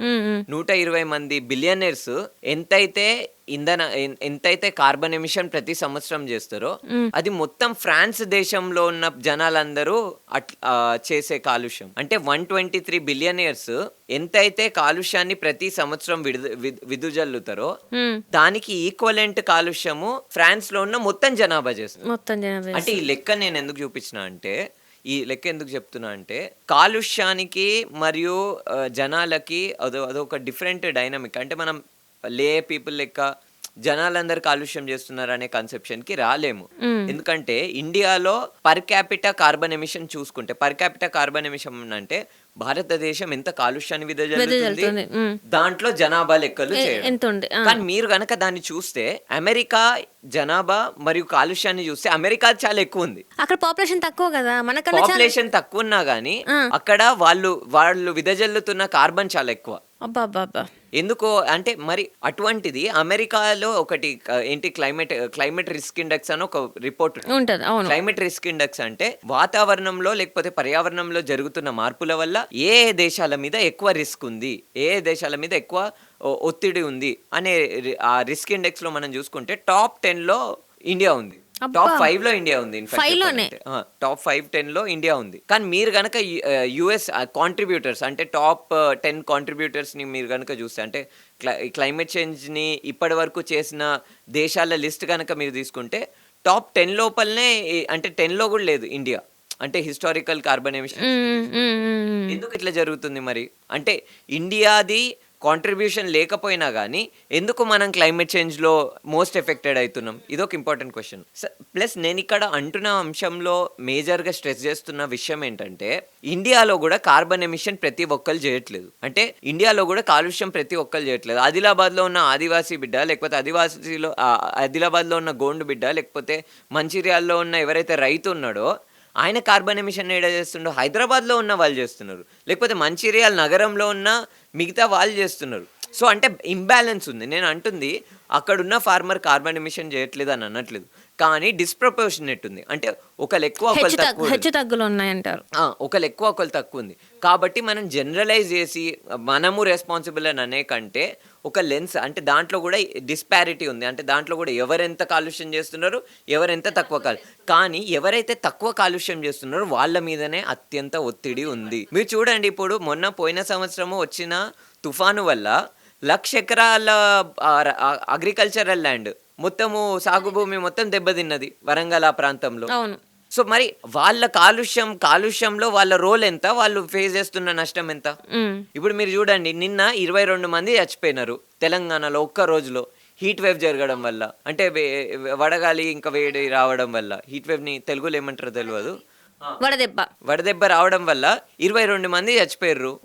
అంటే ఎవరు ఫేస్ చేస్తున్నారు? అంటే క్లైమేట్ చేంజ్ లేకపోతే పర్యావరణాన్ని నాశనం చేసేది ఒకడు, దాని ఫలితం వేరే వాళ్ళకి వస్తుంది. అంటే పాడు చేసినప్పుడు బాగానే ఉంటున్నాడు, కానీ రిస్క్ తీసుకుంటుంది మాత్రం వేరే వాళ్ళు, ప్రాణాలు కోల్పోతుంది వేరే వాళ్ళు. వీళ్ళు బాగానే ఉంటున్నారు కానీ ఏం చేయని వాళ్ళు శిక్ష అనుభవిస్తున్నారు, శిక్ష అర్హులు అయిపోతున్నారు. వీళ్ళు బాగానే ఉంటున్నారు. సో వేరే ఇప్పుడు మనము ఈ మూసీ దీనికి వస్తే, మూసీ రివర్ ఫ్రంట్ దానికి మాట్లాడితే చాలా వరకు మీ ముందు ఉన్నాయి ఇన్ని అంటే మామూలు విషయం కాదు అసలు. ఎట్లా ఇదంతా మరి? అదే నేను ఒక్కొక్కటి చెప్పుకుంటూ వెళ్తా. సో బేసికలీ మీరు ఇందాక ఇమేజ్ చూపించిన కదా, మళ్ళీ చూపిస్తా. సో ఇది ఉంది కదా, ఈ ఇమేజ్ అని వాళ్ళు చెప్తున్నది, ఇది అఫీషియల్ గా గవర్నమెంట్ పీపీటీలో నుంచి తీసుకున్నది. సో వీళ్ళు ఏం చేయబోతున్నారంటే 70 మీటర్ సెంట్రల్ బెడ్ వేయబోతున్నారు. 70 మీటర్ సెంట్రల్ బెడ్ అంటే సో బేసికలీ ఏం చేస్తారంటే, ఇప్పుడు మొత్తం 108 మీటర్స్ ప్రాజెక్ట్ ఇది. అంటే అటుపక్క ఇటుపక్క కలిపితే 108 మీటర్స్ ప్రాజెక్ట్. దాంట్లో సిసి M30 గ్రేడ్ కాంక్రీట్ వేస్తారు, పీసీసీ 1:3:6 లెవెల్లో వీళ్ళు కాంక్రీట్ వేస్తారు. అంటే బేసికలీ ఏవైతే న్యాచురల్ గా రాళ్ళు ఉన్నాయో, ఏవైతే న్యాచురల్ గా అక్కడ ఉన్న శాండ్ ఉందో, ఏదైతే న్యాచురల్ గా అక్కడ మొత్తము చెట్లు ఉన్నాయో వాటినంతా తీసేసి ఇక్కడ చూపించినట్టు పిల్లర్స్ కాంక్రీట్ వేసేస్తారు, మొత్తం కాంక్రీట్ వేసేస్తారు. ఇప్పుడు దీని వల్ల జరగబోయే ఇంప్లికేషన్స్ ఏంటంటే, టోయ్ వాల్స్ అంటారు. టోయ్ వాల్స్ అంటే సపోర్ట్ వాల్స్ అంటారు. ఇట్లా ఇవన్నీ వేస్తారు. సో ఇప్పుడు దీనివల్ల జరిగే ఇంప్లికేషన్స్ ఏంటంటే, ఇంకొకటి ఏంటంటే, ఇప్పుడు ప్రపోజ్డ్ సెంట్రల్ లైన్ అంటే నది ఏదైతే భారీ స్థాయిలో అంటే 200 మీటర్స్ లేకపోతే 108 మీటర్స్లో ఏదైతే నది ఫ్లో అవుతుందో దాన్ని మొత్తము చిన్నగా చేసేసి ఒక కాల్వ లెక్క మార్చేసి దాంట్లో ఫ్లో చేస్తారు. మ్యాక్సిమం ఏరియా దేనికి పెడతారు? అందరూ నడవడానికి, కాంక్రీట్ వేయడానికి, ఆడ కూర్చోనికే ఆడ మ్యాక్సిమం ఏరియా ఇచ్చేస్తారు. అంటే నదిని పర్మనెంట్గా క్లోజ్ చేసేస్తారు. సో దాంట్లో ఇంకా కొన్ని అంశాలు చెప్తా. ఈ ప్రాజెక్ట్ అంటే ఈ రివర్ ఫ్రంట్ ప్లాన్ ఏదైతుందో ఈ ప్లాన్ ప్రకారము మూసీ నదిని ఒక కాంక్రీట్ పైప్ గా మార్చబోతున్నారు. రైట్. కాంక్రీట్ పైప్ అని ఎందుకు అంటున్నా అంటే, మీరు పైప్ ఓపెన్ పైప్, ఇది అంటే క్లోజ్ కాకుండా రౌండెడ్ కాకుండా ఓపెన్ పైప్, ఇది సెమీ అంటే మొత్తం ఓపెన్ గానే ఉంటది. ఈ ఓపెన్ పైప్ ని బిల్డ్ చేస్తున్నారు. ఈ ఓపెన్ పైప్ ఎందుకు బిల్డ్ చేస్తున్నారు అంటే, మూసీ నది అంటే ప్రపంచవ్యాప్తంగా ఈ రివర్ ఫ్రంట్ మోడల్లో ఎప్పుడైతే ఈ సుందరీకరణ కాంక్రిటైజేషన్ మోడల్ ఎందుకు వచ్చిందంటే, నదులకి అటుపక్క ఇటుపక్క వరదలు వస్తాయి కాబట్టి దానికి ఎటువంటి సేఫ్టీ ఉండదు అనే ఆలోచనతోటి, అక్కడున్న భూముల రేట్లు తక్కువ ఉంటాయి అనే ఆలోచనతోటి వీటిని మనం ఎట్లయినా అమ్మకానికి పెట్టాలనే ఇంటెన్షన్ తోటి ఈ మోడల్ వచ్చింది. ఈ మోడల్ ఏం జరుగుతుందంటే, మొత్తం నదికి అటుపక్క ఇటుపక్క పెద్ద పెద్ద వాల్స్ పెడతారు. కాంక్రీట్ వాల్ మామూలుగా ఉండదు, చాలా ఎక్కువ అమౌంట్ లో కాంక్రీట్ యూజ్ చేస్తారు. వాల్స్ పెట్టేసి పర్మనెంట్ గా ఆ ఏరియాలో వరదలు రాకుండా మార్చేస్తారు. అంటే రిటైనింగ్ వాల్ టైప్ లో. ఆ రిటైనింగ్ వాల్ అది చాలా భారీ స్థాయిలో ఉంటది, అంటే చిన్నగా ఉండదు. 21 కిలోమీటర్స్ లో ఇది చేయబోతున్నారు. అంటే 21 కిలోమీటర్స్ పీస్ అనుకోండి మీరు, అంటే మొత్తం కనెక్ట్ అయి ఉంటది. సో ఈ 21 కిలోమీటర్లో ఈ మాస్ కనెక్ట్ అయినప్పుడు ఏం జరుగుతుంది అంటే, సరే 21 కిలోమీటర్స్లో ఎటువంటి ఫ్లడ్ రాదు. అంటే 21 కిలోమీటర్స్లో మూసీ నదికి సంబంధించి వాటర్ ఓవర్ఫ్లో కాదు, పక్కనున్న ల్యాండ్ మాస్ మీదకి వెళ్ళదు. వెళ్ళదు, అవును. కానీ ఆ 21 కిలోమీటర్స్ దాటిన దాని తర్వాత ఖచ్చితంగా ప్రెషర్ అనేది ఉంటుంది కదా ముందుకెళ్తే. మరి అక్కడ ఉన్న ప్లేస్ ఏంటి? మీకు ఇంకొకటి చెప్ప, నది లోపల ఇప్పుడు న్యాచురల్గా మన నదులను తీసుకుంటే ఏం జరుగుతుంది అంటే నది లోపల రాళ్ళు ఉంటాయి, రప్పలు ఉంటాయి, అన్నీ ఉంటాయి. ఉండడం వల్ల ఏం జరుగుతుంది అంటే ఎప్పుడైనా వరదలు వచ్చినప్పుడు ఆ రాళ్ళ వల్ల ఆ వాటర్ ఫ్లో అనేది డిక్రీజ్ అవుతుంది, ఫ్రిక్షన్ అనేది డిక్రీజ్ అవుతుంది, ఏంటిది వెలాసిటీ అనేది డిక్రీజ్ అవుతుంది. ఎప్పుడైతే అక్కడున్న రాళ్ళని సిమెంట్ వేసి రిప్లేస్ చేస్తే ఏం జరుగుతుంది అంటే నది స్పీడ్ పెరుగుతుంది. నది స్పీడ్ పెరిగినప్పుడు రేపు ఎప్పుడైతే భారీ స్థాయిలో వరదలు వస్తాయో వచ్చినప్పుడు నది అసలు బాంబ్ అంత ఫోర్స్తోని ముందుకెళ్తుంది, ఒక గన్ బుల్లెట్ అంత ఫోర్స్తోని ముందుకెళ్తుంది. వెళ్ళినప్పుడు మీకు చెప్పాలి, జమ్మూలో వరదలు పోయిన సంవత్సరం సెప్టెంబర్లో వరదలు వస్తే మేము అక్కడికి విజిట్ చేసినాం కూడా. అక్కడ ఏం జరుగుతుంది మీకు ఇమేజ్ కూడా చూపిస్తా, ఈ రిపోర్ట్లో ఉంది. అక్కడ రివర్ ఫ్రంట్ కట్టడం వల్ల ఏం జరిగిందంటే ప్రెషర్ బిల్డ్ అయ్యి, ఇగో ఇది చూడండి, ఇది బ్రిడ్జ్, ఇక్కడున్న మొత్తం భూభాగం మొత్తం నది లోపల కొట్టుకుపోయింది. సిమెంట్ ఇట్లనే ఉంది, సిమెంట్ మంచిగానే ఉంది, సిమెంట్ కేం కాలే, కానీ పక్కనున్న మట్టి మొత్తం కొట్టుకుపోయింది. అక్కడ ఒక పెద్ద పార్క్ ఉండే, ఆ పార్క్ మొత్తం కొట్టుకుపోయింది నది లోపల. ఇక్కడ మీరు చూడండి, రోడ్డు, బ్రిడ్జులు అన్ని కొట్టుకుపోయినాయి. ఎందుకు అనంటే ఎప్పుడైతే ఒక నది సైజుని, ఫ్రీ ఫ్లోయింగ్ నదులు ఎప్పుడైనా, నది స్వభావం ఏంది, ఫ్రీగా ఫ్లో కావడము, పారడం నది స్వభావం. ఆ పారే నదిని నువ్వు బంధిస్తానంటే, దాన్ని కాంక్రిటేషన్ నేను అరికట్టుతానంటే ఏం జరుగుతుందంటే నది స్వభావం పారడం, అది పారుతూనే ఉంటది. ఏం జరిగింది, ఇక్కడ కాంక్రిటైజేషన్ చేసిర్రు వీళ్ళు, చిన్నగా చేసిర్రు.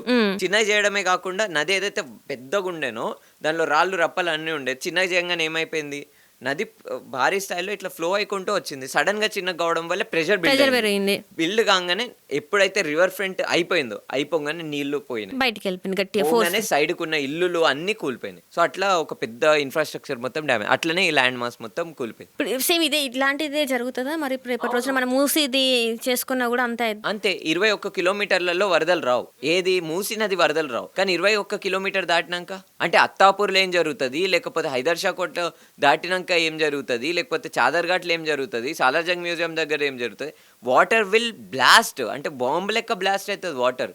ఇది మేము చూసినాం కదా అక్కడికి వెళ్ళి, ఇది మేము తీసుకున్న పిక్చర్.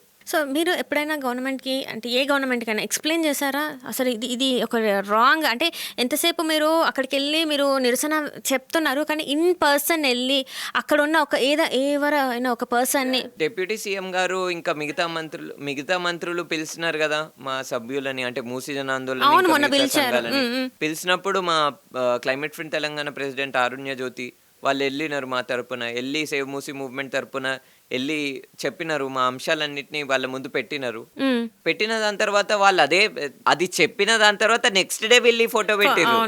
సో ఇక మేము ఏం చెప్పాలి, మేము ఆల్రెడీ ముందు నుంచే చెప్తున్నాం కదా. సో అది ఇక్కడ మీరు చూడండి, నారోవర్ ప్లస్ స్మూతర్, అంటే ఎంత చిన్నగా ఉంటే అంత స్మూత్ గా వాటర్ వెళ్తుంది, ఫాస్టర్ అండ్ డెడ్లియర్. ఫాస్ట్ గా నీళ్ళు అయితే అంత బీభత్సంగా, అంత భయంకరంగా నీళ్లు మారుతాయి.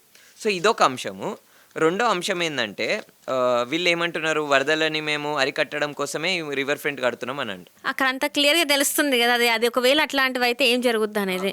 వరదలను అరికట్టాలంటే చేయాల్సిందేంటి, అందరికంటే బెస్ట్ ప్లాన్ మనకేమన్నా ఉంది అని నేను ఎక్స్పర్ట్స్ నడితే వాళ్ళు చెప్పింది ఏంటంటే, ఉస్మాన్ సాగర్, హిమాయత్ సాగర్ ఎట్లా కట్టినరు, వరదలను అరికట్టాలంటే ఫ్లడ్ ప్లైన్స్ ఏవైతే ఉన్నాయో వాటిని ఫ్రీగా ఉంచాలి. అంటే ఎక్కడైతే ఏడైతే క్యాచ్మెంట్ ఏరియా ఉందో అక్కడ ఎటువంటి మొత్తం ఫ్రీ ఫ్లోయింగ్ ఉండాలి, అంటే ట్యాంక్స్ రావాలి. ఇప్పుడు ఉస్మాన్ సాగర్, హిమాయత్ సాగర్ ఎందుకు కట్టిరు, 1908లో వచ్చిన వరదల వల్ల కట్టిరు. నువ్వు ఇంకా ట్యాంక్స్ నిర్మించాలి, కానీ ఉన్న మూసీ నదిని ఎంకరేజ్ చేస్తా అనంటే అప్పుడు ఎట్లా వరదలు ఆగుతాయి, నీళ్ళు కిందికి పోతాయి. ఎక్కడికి పోవు, నీళ్లు కిందికి వెళ్ళిపోతాయి ఫాస్ట్ గా. కిందికి వెళ్ళినాక ఏడ ఆపుతావు, పేద ప్రజల ఇల్లులకు పోతుంది. అక్కడ ఉన్న కత్వాలు ఉన్నాయి, ఆ కత్వాలన్నిటి ద్వారా అక్కడున్న గ్రామంలోకి వెళ్ళిపోతుంది. సో ఇదొకటి. సో అదొకటి. రెండో అంశం ఏంటంటే మీరు ఇక్కడ చూస్తున్నారు Sabarmati illusion, river fronts don't clean water. ఒకవేళ river fronts clean water, then why did look at Sabarmati. Sabarmati is India's second most polluted river in this country. Then why did Sabarmati did not fix, అంటే సబర్మతిలో నీళ్ళు ఎందుకు సాఫ్ కాలేదు? క్వశ్చన్ ఎందుకు అడగట్లేదు అసలు? అప్పుడు అంత ఖర్చు చేసి అంత చేశారు. సిగ్గుచేటు ఏంటంటే మన ఎంపీ అక్కడికి వెళ్తాడు, ఎవరు, కాంగ్రెస్ పార్టీ ఎంపీ అక్కడికి వెళ్ళి అక్కడున్న సబర్మతి దగ్గర ఫోటో దిగి చూడండి అన్నాడు. ఎంత షేమ్ఫుల్. జీహెచ్ఎంసీ మన ప్రభుత్వము మన పైసలతోని మనం పే చేసిన డబ్బులతోటి అక్కడికి వెళ్ళి మన కార్పొరేటర్స్ అందరినీ తీసుకెళ్ళి అక్కడి ఫోటో చూపిస్తుంది, అక్కడ ఫోటో కార్పొరేటర్స్ అందరితో ఫోటో పెడుతుంది. అరే ఏదైతే చెత్త ప్రాజెక్టో దమ్ముంటే అదే కార్పొరేటర్ని మళ్ళీ పంపి నీళ్లు తాగి చూపించమనండి. మంచినీళ్ళు అయితే ఆబ్వియస్లీ తాగొచ్చు మనం కదా. ఇప్పుడు ఈయన అంటున్నాడు కదా, నీళ్లు సాఫ్ చేస్తాం, నల్గొండ మిర్యాలగూడ ఈ ప్రాంతంలో ఉన్న ప్రజలందరి జీవితాలు మారుతాయి. మరి సబర్మతికి పంపి మీరు పెట్టిరు కదా పీపీటీలో, అది ఇన్స్పిరేషన్ అని. మరి సబర్మతికి పంపి ఆడున్న నీళ్లు తాగమనండి. లేకపోతే మీరు ఒక ఫాల్స్ ఫేక్ ప్రోపగండా చేస్తున్నారు. సో అదొకటి, ఇదొక అంశము. నెక్స్ట్ ఏంటంటే నెక్స్ట్ థింగ్ ఏంటంటే మీరు ఇక్కడ చూడండి, Sabarmati India's second most polluted river. Sabarmati still India's second most polluted river. Sewage water, cement dust and lots of building waste. ఇక్కడ చూడండి 18th May 2025 ఆర్టికల్ ఇది, లాస్ట్ ఇయర్ ఎగ్జాక్ట్ గా దైనిక్ భాస్కర్ లో. దాని తర్వాత మీకు ఇంకొక విషయం ఏంటంటే, ఈ రివర్ ఫ్రంట్ కడతారు. రివర్ ఫ్రంట్ కట్టినప్పుడు మరి న్యాచురల్ ఆక్విఫైర్ సిస్టమ్స్ ఏం కావాలి? నదిలో కొంత భాగమే ఏదైతే వాటర్ ఒక నీళ్ళు ఏదైతే ఉంటుందో నీళ్ళల్లో కొంత భాగమే భూమి మీద పారుతుంది. మిగతాదంతా భూగర్భ జలాలు ఏదైతే నదులు ఉంటాయో నది కింద కూడా ఇంకో నది ఉంటుంది. అండర్ గ్రౌండ్ ఛానల్ కూడా చాలా పెద్దగా ఉంటుంది. అది కూడా చాలా పెద్ద మాస్ అమౌంట్ లో వాటర్ క్యారీ చేస్తుంది. మరి ఆ మాస్ అమౌంట్ ఆఫ్ వాటర్ ని క్యారీ చేస్తున్న ఆక్విఫైర్స్ ని కానీ, ఆక్విఫైర్స్ అంటే ఏవైతే భూమి లోపల ఏవైతే కెనాల్స్ ఉంటాయో వాటిని ప్రొటెక్ట్ చేయడానికి వీళ్ళ ప్లాన్ ఏంటి? ఇప్పుడు మీరు కాంక్రిటైజ్ చేస్తున్నారు, 21 కిలోమీటర్లలో మీరు కాంక్రిటైజ్ చేస్తున్నారు. మరి అటువంటిప్పుడు అక్కడ కాంక్రిటైజ్ చేసినప్పుడు నది లోపల నీళ్ళు ఎట్లా పోతాయి? భూగర్భంలోకి నీళ్ళు ఎట్లా వెళ్తాయి? అక్కడ బోర్వెల్ వేసుకున్న వాళ్ళకి నీళ్ళు ఎట్లా వస్తాయి? ఇది ఇంపార్టెంట్ ప్రశ్న కదా, ఇంపార్టెంట్ సవాల్ కదా. ఇది గాలి మాటనా? సైంటిఫిక్ మాట కాదా ఇది? ఇక్కడ మేము అడిగే ప్రతి ప్రశ్న సైంటిఫిక్ ప్రశ్న. ప్రభుత్వానికి కరేజ్ ఉంటే, లేకపోతే ఏ నాయకుడి దగ్గరైనా కరేజ్ ఉంటే వాళ్ళు జవాబు కాగితంతో చెప్పాలి, వాళ్ళు జవాబు వైజ్ఞానంతో చెప్పాలి. అరే అప్పుడు మేము కూడా యాక్సెప్ట్ చేస్తాము. అరే అవును, మేము ఏదైనా తప్పు మాట్లాడితే మేము వెనక్కి తీసుకుంటాం కదా. అంటే ఆల్రెడీ ఇప్పుడు మన భూగర్భ జలాలు ఏదైతే ఉందో ఎండగట్టిపోయిన ఆల్రెడీ కిందికి వెళ్ళిపోయినాయి అని చెప్పేసి సోర్సెస్ చెప్తున్నాయి. మన సోర్సెస్ కాదు, ఇది Telangana state heat wave action plan 2-3 రోజుల కిందనే వీళ్ళు విడుదల చేసిర్రు. దీంట్లో మెన్షన్ చేయాలి వీళ్ళు. మరి దేని గురించి? గ్రౌండ్ వాటర్ గురించి. చదవలేదు, మొన్ననే రిలీజ్ అయింది కాబట్టి. నేను చూసిన దాని ప్రకారం అయితే కొన్ని ఏరియాస్ లో అయితే గ్రౌండ్ వాటర్ డిప్లీషన్ జరిగింది, చాలా భారీ స్థాయిలో జరిగింది కొన్ని ఏరియాస్. ఎందుకంటే వాటర్ ట్యాంక్స్ కి ఎంత పెరిగిందంటే చాలా పెరిగింది, డిమాండ్ చాలా పెరిగింది, అండ్ కాస్ట్ కూడా వాళ్ళు పెంచేశారు. సో అట్లా ఇప్పుడు ఏంటంటే ఇప్పుడు ఉంటే నీకు బోర్ ఉన్నా కూడా బోర్ రావట్లే వాటర్, నీకు ఇంకో కొత్త బోర్ వేసినా కూడా అందట్లేదు నీకు. అంటే సోర్స్ ఏంటంటే ఇంకా లోపలికి వేయాల్సి వస్తుంది. సో దానివల్ల ఏంటంటే ప్రజలు అంత అమౌంట్ పెట్టుకోలేక వీళ్ళు they depend upon water tankers. ఈ ట్యాంకర్స్ కూడా ఏంటంటే 3,000 నుంచి 5,000 మధ్యలో ఉందంట ఒక్క ట్యాంకర్కి. అది ఎన్ని రోజులు సరిపోతుంది? అట్లా ఎన్ని వేలు ఖర్చు చేసుకోవాలి ఇక్కడ ఉన్న ప్రజలు. అయితే ఇంకొక అంశం ఏంటంటే, ఇక్కడ పేద ప్రజల దగ్గర నుంచి నదిని, నీళ్ళని, పర్యావరణాన్ని గుంజుకోవడమే రివర్ ఫ్రంట్ ప్రక్రియ. ఇది నరేంద్ర మోదీ స్టార్ట్ చేసిండు, దాన్ని రేవంత్ రెడ్డి కంటిన్యూ కొనసాగిస్తున్నారు. నేను అందుకనే చెప్తున్నా, కాంగ్రెస్ నాయకులందరికీ చెప్తున్నా, మీరు బీజేపీ పార్టీ మోడల్ కి వ్యతిరేకం కదా. మీరు అర్థం చేసుకోండి, పేద ప్రజల దగ్గర నుంచి సామాన్య ప్రజల దగ్గర నుంచి నదిని గుంజుకునే ప్రక్రియ నరేంద్ర మోదీ గుజరాత్లో స్టార్ట్ చేసిండు. దాన్ని మీరు కొనసాగించకండి. ఎందుకంటే ఒక నదిలో రివర్ ఫ్రంట్ డెవలప్ చేసినప్పుడు మీరు నీళ్ళని టచ్ చేయలేరు. మీరు సబర్మతి వెళ్ళండి, సబర్మతిలో నీళ్ళని ఎవడైనా టచ్ చేయగలుగుతాడా? There is no access to water. మీరు ఇప్పుడు మూసీ నదికి వెళ్తే సరే కాలుష్యం ఉంది కాబట్టి మనం టచ్ చేయట్లేదు. మీరు రివర్ బెడ్లో ఎక్కడైనా విజిట్ చేయొచ్చు, మూసీ రివర్ మొత్తం హైదరాబాద్లో ఎక్కడైనా. కానీ రేపు రివర్ ఫ్రంట్ వస్తే పేద ప్రజలకు ఏదైతే జనరల్ యాక్సెస్ ఉండేనో, it is a public property. అంటే పేద ప్రజలు అందరి ప్లేస్, ఆస్తి ప్లేస్. అక్కడికి వెళ్తారు, ఎండ వచ్చినప్పుడు అక్కడికి వెళ్తారు, అక్కడ చెట్టు కింద పడుకుంటారు, అందరికి యాక్సెస్ ఉంటుంది. రేపు అది వచ్చిన దాని తర్వాత అక్కడ మొత్తం కాంక్రిటైజేషన్ జరిగిన. ఇంకొక అంశం నేను మెన్షన్ చేయడం మర్చిపోయినా, కానీ పేద ప్రజల దగ్గర నుంచి నీళ్లు గుంజుకోవడం, పేద ప్రజల దగ్గర నుంచి నది గుంజుకునే మోడల్ నరేంద్ర మోడీ స్టార్ట్ చేసిండు. దాన్ని కాంగ్రెస్ ప్రభుత్వం కొనసాగించొద్దు అని నేను డిమాండ్ చేస్తున్నా. ఇంకొక అంశం ఏంటంటే, ఎప్పుడైతే కాంక్రిటైజేషన్ జరుగుతుందో, కాంక్రిటైజేషన్ అని అంటే ఎప్పుడైతే ఆడ సిమెంట్ కట్టడాలు, స్టీల్ కట్టడాలు వస్తాయో 21 కిలోమీటర్లలో, అసలు యాక్చువల్లీ చెప్పాలంటే ప్రాజెక్ట్ 55 కిలోమీటర్లు. సో 55 కిలోమీటర్లలో ఎప్పుడైతే ఈ కాంక్రిటైజేషన్ జరుగుతుందో టెంపరేచర్ 2 నుంచి 5% పెరుగుతుంది. ఆల్రెడీ మనం ఎంత వేడిలో బతుకుతున్నామో మీరు చూస్తున్నారు. బండి తోలితే ఎంత వేడి మన ముఖాల మీద పడుతుంది, ఏ విధంగా ర్యాపిడో వర్కర్స్ కానీ, ఓలా డ్రైవర్స్ కానీ ఎంత ఒత్తిడిని ఫేస్ చేస్తున్నారు ఈరోజు. స్ట్రీట్ వెండర్స్ ఎవరైతే బండ్లలో పండ్లు పూలు అమ్ముకుంటారో లేకపోతే మిగతా ఎవరైతే ఉంటారో ర్యాపిడో స్విగ్గీ అందరు ఎవరైతే ఉంటారో సరే పైసలు ఉన్న వాళ్ళు తిరుగుతారు కార్లల్లో, కార్లలో వేసి ఈ వేసుకొని నాయకులు తిరుగుతారు కార్లల్లో. ఇంకొక ప్రశ్న నేను చూసిన, వరదలు వచ్చినప్పుడు నీళ్ళల్లో దిగుతారు కదా ఈ నాయకులు. హ్మ్. ఇప్పుడు ఎండ కూడా ఒక 30. Heat wave is also a disaster. తిరగమనురి, ఒక గంట తిరగమనురి ఎండలో, ఒక గంట తిరగమనండి నగరం మధ్యలో, ఖాళీ స్ట్రైట్గా ఎండ పడుతుంటే తిరగమనండి గంట. హ్మ్. హీట్ వేవ్ కి సంబంధించి రిపోర్ట్ విడుదల చేసిర్రు, వీళ్ళు అక్నాలెడ్జ్ చేస్తున్నారు హీట్ వేవ్ అనేది జరుగుతుందని. మరి దానికి సంబంధించిన యాక్షన్ ఏది? ఉన్న చెట్లను కొట్టేస్తున్నారు కదా. ఉన్న చెట్లను కొట్టేస్తున్నారు. నగరంలో చెట్ల ఏంటిది గ్రీన్ ఏరియాస్ని గ్రీన్ స్పేసెస్ని పెంచాలి కానీ ఉన్న గ్రీన్ స్పేసెస్ని ఎందుకు కొట్టేస్తున్నారు? దీంట్లోనే ఒక ఇంపార్టెంట్ అంశం ఏంటంటే, మూసీ నది ఏదైతే పరివాహక ప్రాంతం ఉందో 55 కిలోమీటర్లలో నగరం మధ్యలో, ఈ పరివాహక ప్రాంతం అనేది నగరం టెంపరేచర్ని కూల్ చేస్తుంది. ఎందుకంటే అక్కడ చెట్లు ఉన్నాయి, ఎందుకంటే అక్కడ మట్టి ఉంది, ఎందుకంటే అక్కడ నీళ్ళు ఉంది, అక్కడ ఒక ఈకో సిస్టమ్ ఏర్పడ్డది, అక్కడ ఒక ఈకాలజీ ఉంది, బయోడైవర్సిటీ ఉంది, పక్షులు ఉన్నాయి, జీవరాశులు ఉన్నాయి, అన్నీ ఉన్నాయి. దాన్ని మీరు గనక కాంక్రిటైజేషన్ చేస్తే 2 నుంచి 5 డిగ్రీలు టెంపరేచర్ పెరుగుతుంది. ఆల్రెడీ వీఆర్ లైక్ 47 అట్లా ఉంటుంది మనకి. ఇంకా పెరుగుతుందా అంటే మనం ఇంక హైదరాబాద్ లో 50 దాకా వెళ్ళిపోతాం ఈజీగా. ఎందుకు వెళ్ళాం? 50 పైన వెళ్ళిపోతాం. అండ్ వీళ్ళు ఇక్కడ ఇంపార్టెంట్ సెంట్రల్ గవర్నమెంట్ రోల్ ఇక్కడ IMDB అని ఉంటుంది, ఇండియన్ మెట్రోలాజికల్ డిపార్ట్మెంట్. వాళ్ళు టెంపరేచర్ విడుదల చేస్తారు. నిజం చెప్పాలంటే అట్మాస్ఫియరిక్ టెంపరేచర్ వేరు, గ్రౌండ్ టెంపరేచర్ వేరు. గ్రౌండ్ టెంపరేచర్ అంటే ఇప్పుడు స్ట్రీట్ వెండర్స్ ఉన్నారు, రోడ్డు మీద టెంపరేచర్ వేరు ఉంటది. అంటే ఇప్పుడు రోడ్డు ఉంది, డాంబర్ రోడ్డు మీద దాన్ని మీరు పరిశీలిస్తే ఆ టెంపరేచర్ వేరు ఉంటది. మీకు IMDB చూపించేది అట్మాస్ఫియరిక్ టెంపరేచర్, ఆ ఏరియాలో ఉన్న ఎయిర్ టెంపరేచర్ చూపిస్తుంది కానీ అక్కడ ఉన్న గ్రౌండ్ టెంపరేచర్ చూపించదు. Much more hotter than that. ఎందుకంటే దానికి ఎక్స్పోజ్ అయ్యేది ఎవరైతే వెహికల్ తోలుతారో, ఎవరైతే అక్కడ అమ్ముతారో వాళ్ళు ఎంత టెంపరేచర్ ని ఫేస్ చేస్తారు. ఆల్రెడీ డెఫినెట్ గా చాలా చోట్ల 50కి దాటి ఉంటది. అవును, అంటే ఆదిలాబాద్ అక్కడ ఆ ప్లేసెస్లలో నార్మల్ గానే చాలా హీట్ అనేది ఉంటది. ఎందుకంటే కోల్మైల్ ఏరియాస్ చాలా వరకు అటు సైడ్ ఉన్నాయి కాబట్టి అక్కడ ఎప్పుడు చూసినా కూడా పీక్స్లో ఉంటాయి. అక్కడ ఆదిలాబాద్ అనే ఆ అంటే ఆ డిస్ట్రిక్ట్స్లలో మనం చూసుకున్నట్టయితే అట్లా ఉంటుంది. ఈసారి ఇక్కడ కూడా చాలా వరకే ఇక్కడ మన ఖైరతాబాద్లో కూడా రికార్డు స్థాయిలో డిగ్రీ టెంపరేచర్ రికార్డ్ అయిపోయింది.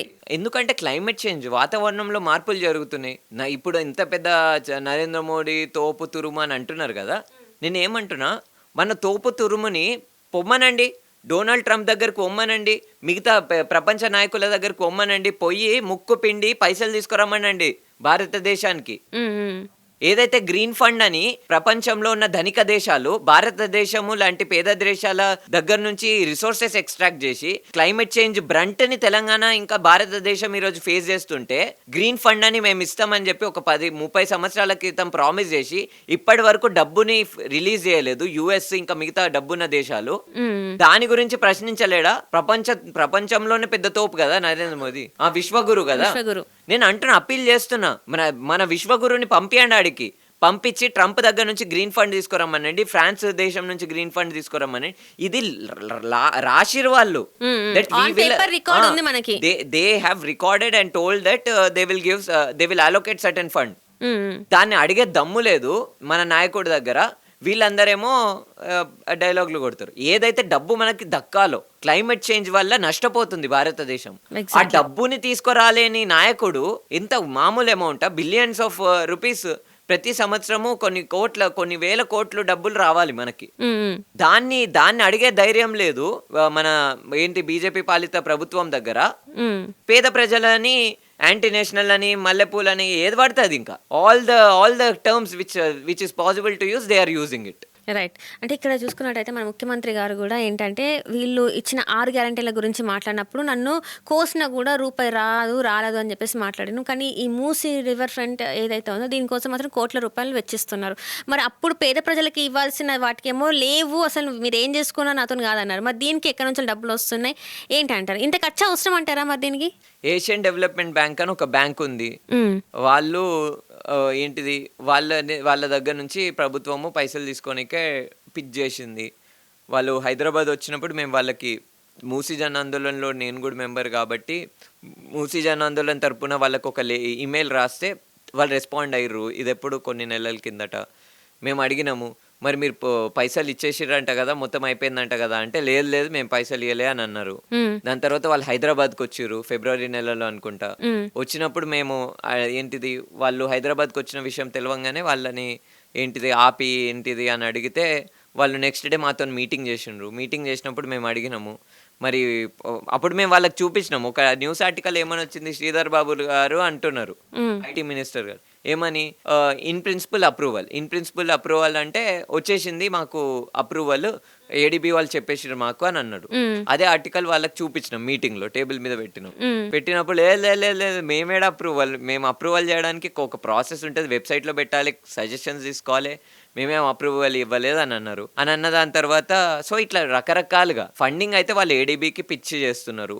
మేము తెలంగాణ ప్రజలం కాబట్టి మేము ఖచ్చితంగా అంటే మేము మూసీ నదిని ప్రకృతి ప్రేమికులమే కాకుండా ప్రకృతి మీద సీరియస్నెస్ ఉన్న వాళ్ళము మరియు సామాజిక హక్కుల గురించి సీరియస్నెస్ ఉన్న వాళ్ళం కాబట్టి మేము ఖచ్చితంగా మూసీ నది నీళ్ళని కాలుష్యం చేసి ఏదైనా ప్రాజెక్ట్ వస్తే దానికి ప్రభుత్వం ఎంత డబ్బులు తీసుకున్నా దానికి సహకరిస్తాం, దానికి సపోర్ట్ చేస్తాము.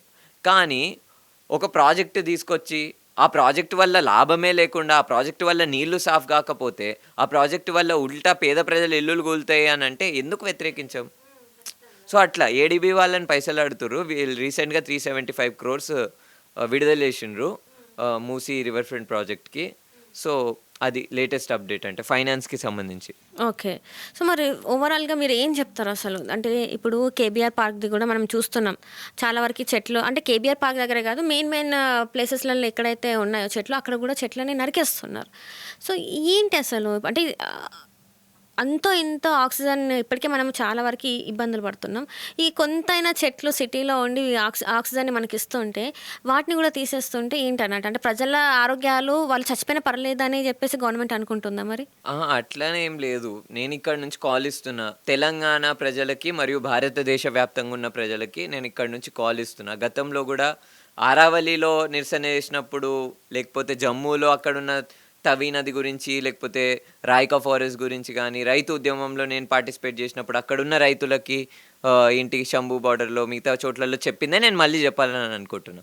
ప్రజలు ప్రశ్నించేంత వరకు, ప్రజలు స్ఫూర్తి తెచ్చుకునేంత వరకు, స్పృహ తెచ్చుకునేంత వరకు ఈ రాజకీయ నాయకులు ఇంతే ఉంటారు.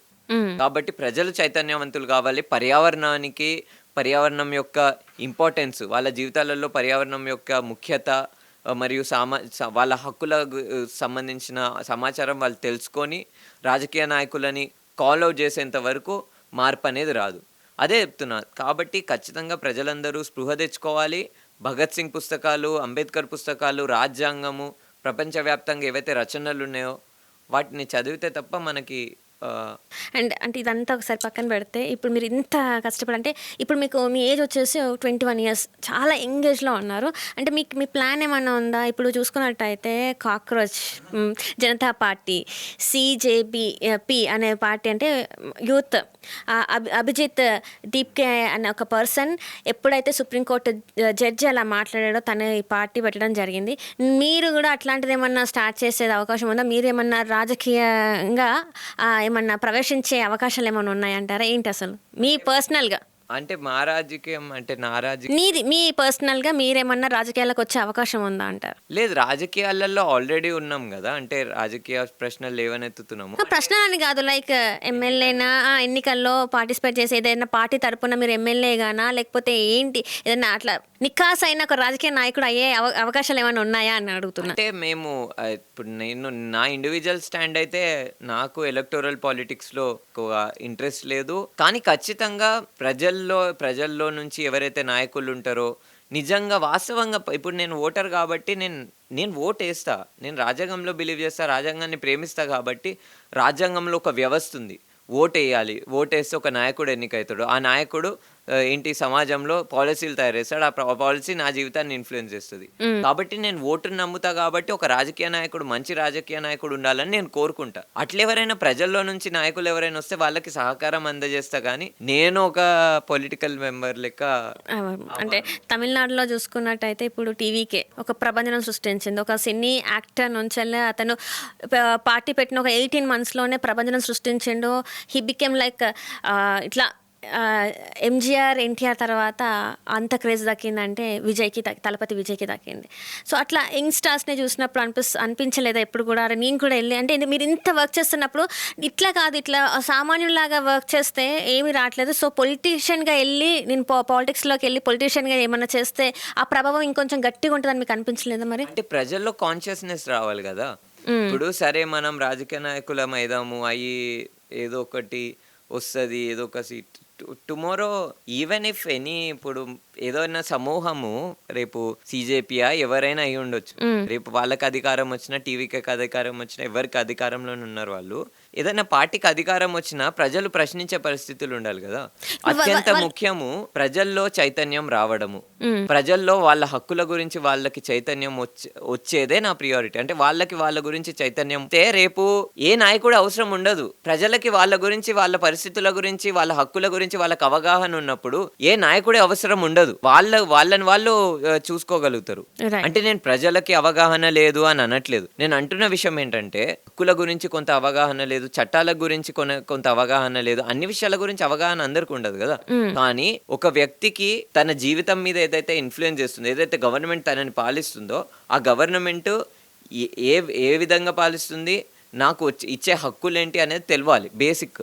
కాబట్టి అవి తెలిస్తే తప్ప ఎవరు వచ్చినా కాదు. కాబట్టి నేను దాని మీద ఫోకస్ చేయాలని అనుకుంటున్నాను. అంటే ప్రజల్లో రాజకీయ చైతన్యం తీసుకురావాలని అనుకుంటున్నా. రాజకీయంగా ఐ డోంట్ థింక్ సో. అంటే ఫ్యూచర్లో ఇఫ్ ఇన్ కేస్ ఒకవేళ లేదంటారా? లేదు, ఆలోచించలేదు ఇప్పటి వరకు. అంటే ఆలోచించలేదు కాదు, ఆబ్వియస్గా ఇవన్నీ కన్వర్జేషన్స్ జరుగుతూ ఉంటాయి. ఎవరైనా నిజంగా వాస్తవంగా ఎవరైనా నిల్చుంటే వాళ్ళకి సపోర్ట్ చేస్తా, కానీ నేను పర్సనల్గా రాజకీయంలో అంటే రైట్. మొత్తానికైతే అండ్ ఒక్కటి మాత్రం క్లియర్, అంటే ట్రెడిషనల్ పొలిటికల్ పార్టీస్కి మాత్రం నేను అస్సలు మద్దతు చెప్పను. బీజేపీ, కాంగ్రెస్, బీఆర్ఎస్ కోటేమని మాత్రం ఐ వోంట్ బి టెల్లింగ్. అంటే ఇప్పుడు మీరు పార్టీ పేర్లు చెప్పేసి ట్రెడిషనల్ పార్టీ అంటున్నారు. ట్రెడిషనల్ పార్టీ అంటే అంటే ఏ రకంగా? ఇప్పుడు బీజేపీ అంటే హిందుత్వంని ఎంచుకుంది, అండ్ కాంగ్రెస్ ఇంకా బీఆర్ఎస్ని ఏ రకంగా ఎందుకు వ్యతిరేకిస్తున్నామా? ఆ కాంగ్రెస్ పార్టీ మన తక్కువనా? కాంగ్రెస్ పార్టీ వాళ్ళు వాళ్ళ ఆదేశాల మేరకే మా వాళ్ళు ఒక 5 మంది అరెస్ట్ అయ్యారు కదా, వాళ్ళని ఫేక్ కేసులు వేసి పోలీస్ వాళ్ళు కస్టడీలో పెట్టిర్రు. నిన్ననే హ్యూమన్ రైట్స్ కమిషన్ మోటో తీసుకొని వాళ్ళ మీద ఏంటిది ఇన్వెస్టిగేషన్ చేస్తుంది. అంటే కాంగ్రెస్ పార్టీ ఏం తక్కువ కాదు మీ అందరి. అంటే నన్ను ఎట్లా అంటే ఒక్కొక్క పొలిటికల్ గ్రూప్స్ ఎట్లా అంటే ఒక రీసెంట్గా ఏదో Geo111 గురించి మా టీం మెంబర్స్ పోస్ట్ చేస్తే ఆ విషయానికి కాంగ్రెస్ వాళ్ళు చాలా సపోర్టివ్గా మాట్లాడుతూ, బీఆర్ఎస్ వాళ్ళు చాలా ఇట్లా మాట్లాడతాడని. దానికంటే ముందు ఆరావళి అంశంలో బీజేపీ వాళ్ళు నువ్వు కాంగ్రెస్ పెయిడ్ ఏజెంట్ అని, ఇప్పుడు కాంగ్రెస్ వాళ్ళేమో బీఆర్ఎస్ పెయిడ్ ఏజెంట్ అని. అంటే ఈ ఆర్గ్యుమెంట్స్ అంటే ఎంత ఇన్సెన్సిటివ్, అంటే సెన్స్లెస్ అసలు. నేను ఏమంటా అంటే ఆ కాంగ్రెస్ కార్యకర్త కూడా, ఈ అన్ని పార్టీల కార్యకర్తలు కూడా కొంచెం రియలైజ్ కావాలి కదా. వాట్ అబౌట్ బీఆర్ఎస్ వాళ్ళది ఎలా అంటావు? ఏంటిది వాళ్ళు? ఇప్పుడు కాంగ్రెస్ గురించి చెప్పారు, బీజేపీ గురించి చెప్పారు, బీఆర్ఎస్ మిమ్మల్ని ఎట్లా ఇబ్బంది పెట్టిందంటారు? అంటే మిమ్మల్ని అని కాదు, మామూలుగా వాళ్ళది ఎట్లా ఉంది? ఏంటిది ఇప్పుడు ఇంకొకటి ఒక ప్రశ్న ఏమని వస్తుంది, నువ్వు బీఆర్ఎస్ ప్రభుత్వం లేడున్నావు. బీఆర్ఎస్ ప్రభుత్వంలోనే కదా నేను అసలు నేను స్టార్ట్ చేసిందే బీఆర్ఎస్ ప్రభుత్వం. అండ్ నేను అప్పుడు నా ఏజ్ ఎంత, నేను 16 ఉన్నప్పుడు ఇంటెన్స్గా పనిచేయడం స్టార్ట్ చేసిన. నేను 17 yearsకే దేశవ్యాప్తంగా నిరసనలు చేపించిన బీఆర్ఎస్కి వ్యతిరేకంగా. యుగాండా నుంచి ఒక యువత ప్రొటెస్ట్ చేసిండు బీఆర్ఎస్కి వ్యతిరేకంగా. దాని తర్వాత ఇంకా మస్తు యాక్షన్స్ బీఆర్ఎస్ మీదనే చేసిన. మెయిన్ శత్రువులు ఎవరంటే బీఆర్ఎస్ వాళ్ళే అన్ని చెప్పుకోవాలి ఒక రకంగా, ఎందుకంటే అప్పుడు వాళ్ళని అంత ప్రొటెస్ట్ చేసినప్పుడు నన్ను ఇదంతా ఒక ఎత్తు అయితే, నేను ఒకటి ఏం చెప్తానంటే ఈ రాజకీయ పార్టీలు ఏవున్నా కానీ పర్యావరణం మీద పట్టింపు లేదు, ప్రజల హక్కుల మీద ఎటువంటి పట్టింపు లేదు. కాబట్టి వీళ్ళని ఐ డోంట్ ఎంకరేజ్. నైస్ అండి. చాలా అంటే లైక్ చాలా చిన్న వయసులో చాలా ఎంతో అవగాహనతోని మాట్లాడుతున్నారు, ప్రతి మాట కూడా చాలా క్లారిటీతో మాట్లాడుతున్నారు. మీరు ఇట్లనే దేనికి తలగ్గకుండా ఇంకా ముందుకు ఇట్లనే వెళ్ళాలని మనస్ఫూర్తిగా కోరుకుంటున్నాను. And thank you so much మీ టైంని మా కోసం కేటాయించినందుకు. Thank you so much. Yes, long live Bhagat Singh, long live Indian constitution, long live environment. Thank you so much.